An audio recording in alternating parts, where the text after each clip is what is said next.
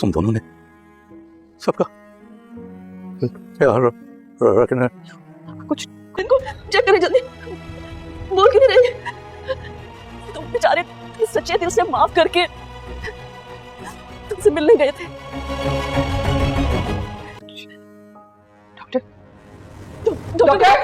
क्या मुनीसा, तुम क्यों माँ की कातिल हो? तुम्हें कभी माफ नहीं करूंगी, मैं कभी माफ नहीं करूंगी।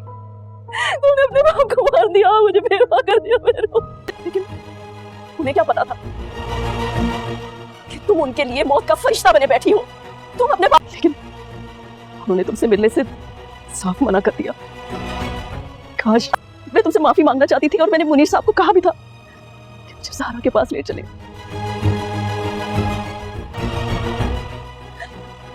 तो हम माँ बेटी इस तरह ना उजड़ते। काश कि मैं मुनीर साहब की सारी बातें मान लेती। तो मम्मा ने का ख्याल रखना है। आप भूल रही हैं अम्मा, मगर मुझे सब याद है किस तरह से टटर ज़बान चलाई थी आपके सामने। उसे तो उंगली पकड़ के चलना भी कालू नहीं सिखाया था। खुद को संभालो सारा, तुमने हिम्मत पकड़ के रखनी है ना। आदि मैंने तो होश संभालते ही खालू को अपने बाप के रूप में देखा था। तुम जाओ यहाँ से, ये हमारा मामला है। मैं क्यों जाऊँ यहाँ से? ये मेरा घर है। इस घर से मैं नहीं बल्कि ये जाए। चलो उठो, निकलो यहाँ से।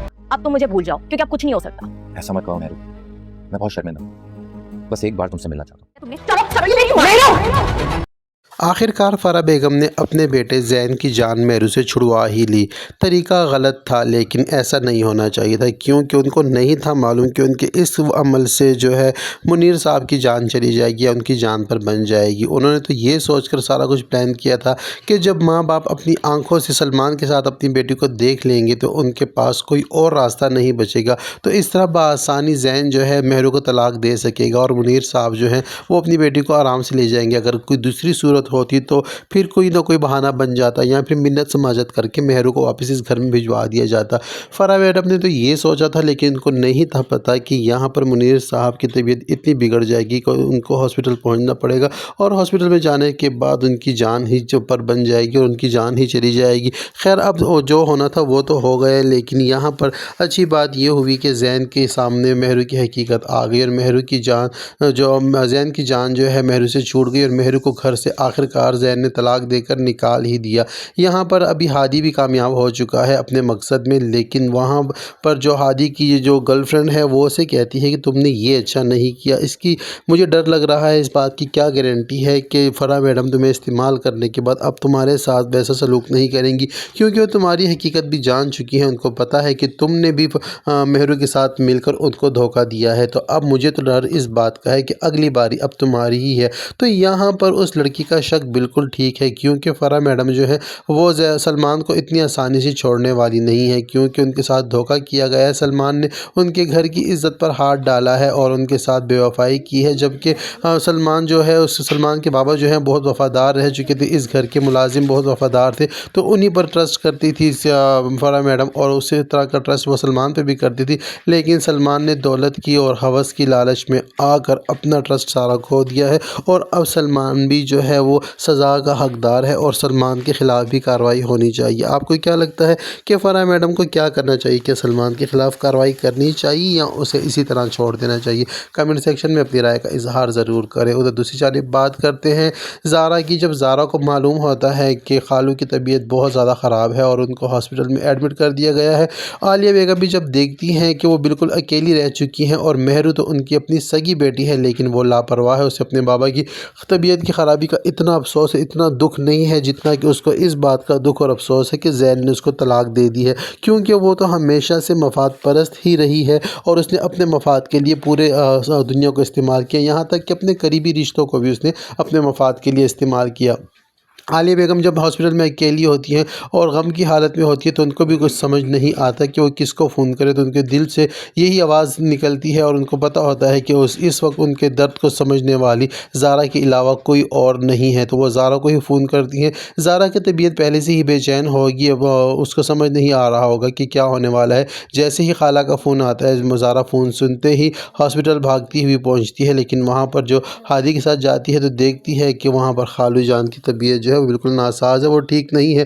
اور اسی طرح خالو جان جو ہیں وہ زارا کو دیکھ کر اور اس کو یہی کہیں گے کہ ان دونوں کا خیال تم دونوں نے رکھنا ہے۔ بس اتنی بات ہو پائے گی کہ یہاں پر منیر صاحب کا انتقال ہو جائے گا اور زارا بھی اندر سے ٹوٹ جائے گی، کیونکہ زارا نے بچپن میں اپنے باپ کی جگہ اپنے خالو کو ہی دیکھا ہے اور ان کو ہی پایا ہے، یہاں تک کہ منیر صاحب نے بھی باپ ہونے کا کوئی بھی فرض ادھورا نہیں چھوڑا، سارے فرائض نبھائے ہیں اور اپنے سگے باپ کی طرح زارا کو پیار دیا ہے۔ زارا کو اسی بات کا دکھ ہے کہ میں نے تو خالو کا ہاتھ پکڑ کر ان کی انگلیاں پکڑ کر چلنا سیکھا تھا اور آج اس طرح مجھے بیچ راستے میں چھوڑ کر وہ کس طرح جا سکتے ہیں۔ زارا اندر سے ٹوٹ چکی ہے۔ زارا کے لیے تو ایک حساب سے اگر دیکھا جائے تو اس کے والد کا ہی انتقال ہو گیا ہے، اور وہ بھی عین ان دنوں میں کہ جب زارا اپنی نئی زندگی کا آغاز کرنے والی ہے، اپنی خوشیوں بھری زندگی ہادی کے ساتھ شروع کرنے والی ہے، تو عین اسی موقع پر خالو جان بھی ساتھ چھوڑ گئے ہیں، تو زارا اب اندر سے ٹوٹ چکی ہے۔ یہاں پر عالیہ کی اگر بات کی جائے تو عالیہ بھی بہت زیادہ اپسٹ ہے، اور وہ بھی اپنے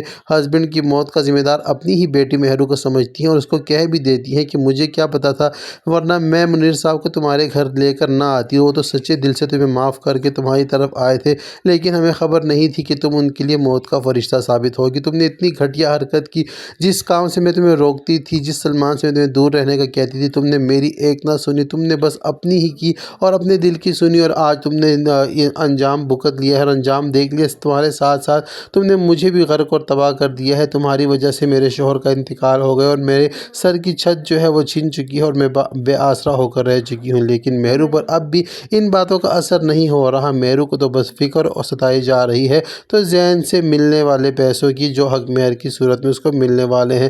خیر عالیہ بیگم اپنے دل کا حال حوال زارا کے ساتھ کرتی ہیں۔ دونوں ماسی اور خالہ اور بھانجی جو ہیں ایک دوسرے کے ساتھ بیٹھ کر منیر انکل کو یاد کرتے ہوئے رو رہی ہوتی ہیں کہ یہاں پر مہرو آ کر زارا کے ساتھ پھر سے مس بیہیو کرتی ہے اور اسے یہی کہتی ہے کہ بہت ہوگی تمہاری ڈرامے بازی، اب اٹھو اور نکلو یہاں سے۔ تو جب وہ اس کو نکالنے لگتی ہے تو عالیہ بیگم مہرو کو روکتی ہے، لیکن مہرو بالکل بھی رکنے والی نہیں ہے۔ وہ جیسے ہی زارا کو ہاتھ سے پکڑ کے دھکے دے کر نکالنے لگتی ہیں تو یہاں پر اب عالیہ بیگم کو غصہ آئے گا اور مہرو کو ایک دھپڑ لگا دیں گے اور کہہ دیں گی کہ اب میری یہ بیٹی ہے اور اس کو کوئی بھی ہاتھ نہ لگائے۔ اس سے پہلے زارا اور عالیہ بیگم نے ایک دوسرے کے ساتھ معافی تلافی بھی کر چکے ہوں گے اور زارا نے اپنی خالہ کو سچے دل سے معاف کر دیا ہوگا، کیونکہ ان کا غم ہی اتنا بڑا ہے تو ان کو اور سزا نہیں ملنی چاہیے، تو اس وجہ سے زارا نے تو ان کو معاف کر دیا ہے۔ لیکن مہرو ہے، اس کے دل سے میل ختم ہونے ہی نہیں والا۔ مہرو اب بھی اسی طرح اکڑ کر پھر رہی ہے اور اس کو لگتا ہے کہ اب بھی ساری دنیا اسی کی غلام ہے اور اسی کی اشاروں ہے، لیکن اب ایسا بالکل بھی نہیں ہے۔ مہرو بالکل ہی بے آسرا ہو کر رہ چکی ہے۔ زید نے تو اس کو گھر سے نکال دیا ہے، اب جو ہے عالیہ بیگم بھی اس کو اس گھر میں ٹکنے نہیں دیں گی، کیونکہ اگر مہرو کی یہی حرکتیں رہی تو مہرو کہیں بھی رہ نہیں پائے گی۔ تو آپ کو کیا لگتا ہے کہ مہرو کا انجام کس طرح ہونا چاہیے؟ کمنٹ سیکشن میں ضرور بتائیں۔